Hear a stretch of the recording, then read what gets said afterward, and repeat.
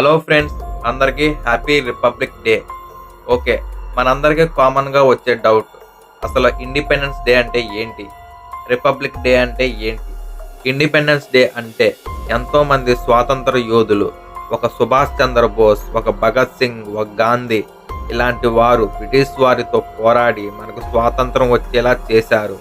కాబట్టి మనకు స్వాతంత్రం వచ్చిన రోజు 1947 ఆగస్టు 15.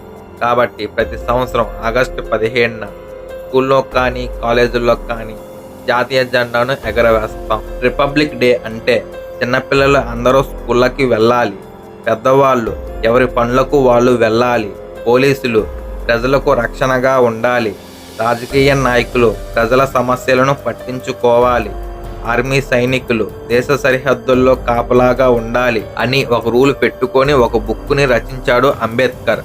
ఆ బుక్ని రాజ్యాంగం అంటారు. ఆ రాజ్యాంగాన్ని రాసిన రోజు 1950 జనవరి 26. కాబట్టి ప్రతి సంవత్సరం అందరం జనవరి 26న జెండాను ఎగరవేసి రిపబ్లిక్ డేని జరుపుకుంటాం. ఇదండి వీడియో. ఈ రెండింటికి తేడా ఇదన్నమాట. ఓకే, నెక్స్ట్ వీడియోలో కలుద్దాం. Thanks for watching.